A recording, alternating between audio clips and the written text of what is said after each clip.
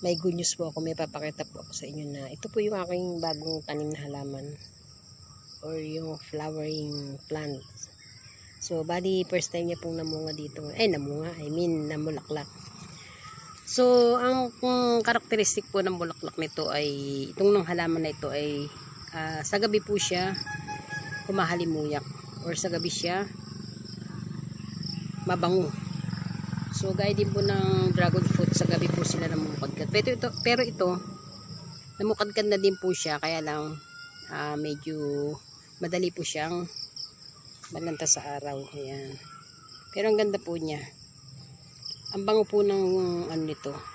Basta ganyang humahapon na, sa gabi po siya. Ang bango-bango po niya sa gabi. So medyo may hawig nga po siya sa dahon ng ginger. Akala ko pangkaraniwan lang siyang bulaklak, kaya dito ko lang basta siya itinanim. So ngayon ililipat ko po siya ng akala ko ganyang halaman lang, kasi kung mapapansin nyo yung dahon niya, hindi po siya kagandahan dahil kahawig po siya ng dahon ng luya. So ito po yung luya at ito po yung kanyang dahon. So dito ko lang po siya itinabi. Pero kung mapapansin nyo, ayan, ang ganda ng kanyang bulaklak at ang bango pala niya. Ayan, madali po siyang buhayin. So mamaya alamin ko kung anong kanyang pangalan. Ayan. Minsan talaga sa buhay ng tao din, yung akala natin basta-basta lang, pero maganda pala ang dulot niyan sa ating buhay.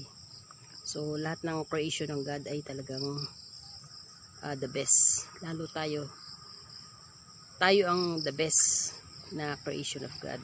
Ayan. So ang ganda po niya, ang ganda po siyang tingnan. So kung akalain mo yan, parang ano din ang luya. Ayan po yung dahon ng luya at ito po yung dahon niya.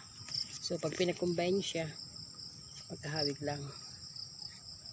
So ayan, hanggang sa muli mga kamisyon. Senior ko lang po ito, na ito bulaklak na ito ay hindi ko pa alam ang pangalan, na alamin ko mamaya. At ang bango po niya, promise. Mahalimuyak po siya sa gabi.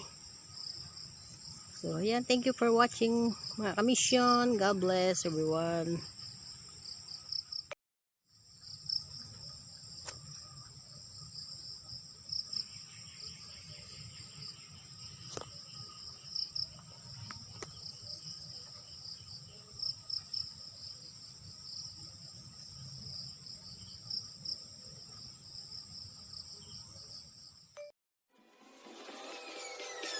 Peace.